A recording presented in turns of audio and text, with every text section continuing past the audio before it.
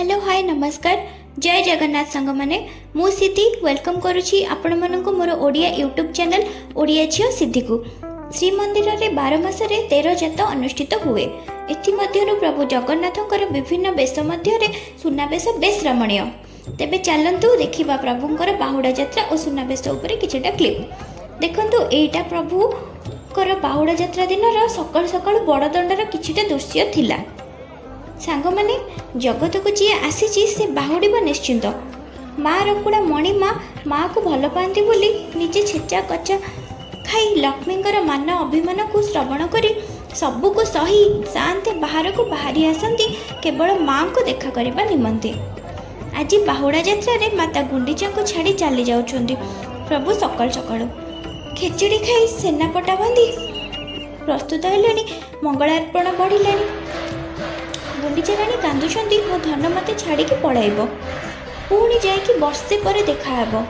एते बड़ रोष घरे रोषेई हेब नाही केही नथिबे मंदिर रे। तो चलंतु देखिबा प्रभुंकर बाहुड़ा यात्रार केतोटी वीडियो।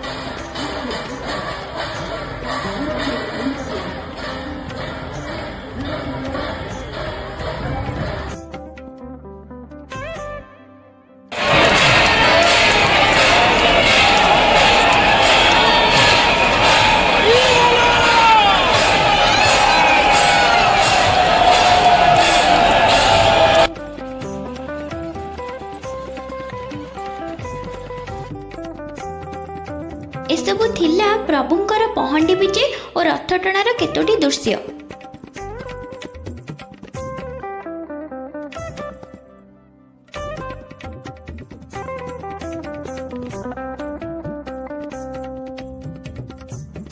चलतु देखिबा सुनाबेश दिन सकाळर बड़ दांडर भक्तंकर समावेशर केतोटी दृश्य।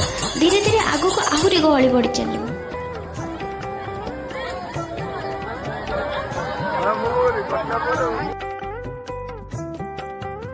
देखंतु सुनाबेशर केतेटा क्लिप। प्रभु सुवर्ण को बहुत भल पाती। यार अनेक कारण रही। महालक्ष्मींकर अन्य एक प्रतीक हेउछि सुवर्ण। जेउठी सुवर्ण सेठी महालक्ष्मींकर निवास। श्री सूक्तरे मध्य महालक्ष्मींक वर्णन रे सुवर्ण शब्दर अनेक बार प्रयोग होइछि। सेथिपई आमे महाप्रभु श्रींकर जेउथरे श्रद्धा ताको निज अंगरे अंगीकार करिसेंति बोली कहिथाउ। सुवर्ण स्वरूपिणी महालक्ष्मी को श्री अंगरे धारण करिसेंति बोली लोककथा रही।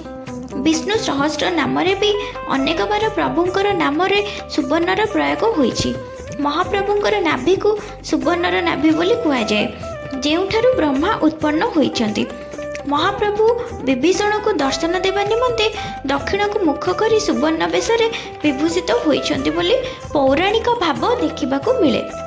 आग कालर राजा महाराजा माने आमर जो दाक्षिणात्य को जय करी सुवर्ण आणुथिले जगन्नाथ छामुरे ताकू अर्पण कर देउथिले। ସେମାନେ ଚାହୁଁଥିଲେ ସାରା ଓଡ଼ିଶା ଜାଣୁ ଓଡ଼ିଆ ଯାହା କିଛି ଜୟ କରିଛି ତାକୁ ନିଜେ କେବେ ବି ରଖିବ ନାହିଁ, ପ୍ରଭୁଙ୍କର ଚରଣର ବିନ୍ଦରେ ଭେଟି ଦେବ। ସାରା ଜଗତ ଜାଣୁ ଆମର ଦିଅ ସୁନାବେଶରେ ବିଭୂଷିତ ହୁଅନ୍ତୁ ଓ କାଳିଆର ସୁନାବେଶକୁ ଦେଖିବା ନିମନ୍ତେ ଭକ୍ତମାନଙ୍କର ଭିଡ଼ ଜମୁ। ଏହା ଥିଲା ଐତିହାସିକ ପୃଷ୍ଠଭୂମି।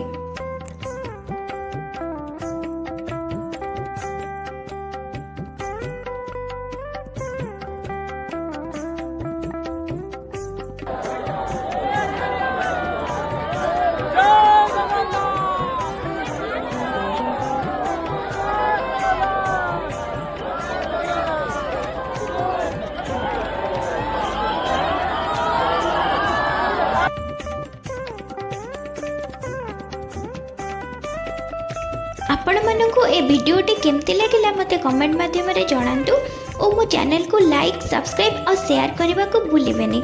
ରହିଲି, ନମସ୍କାର, ଜୟ ଜଗନ୍ନାଥ।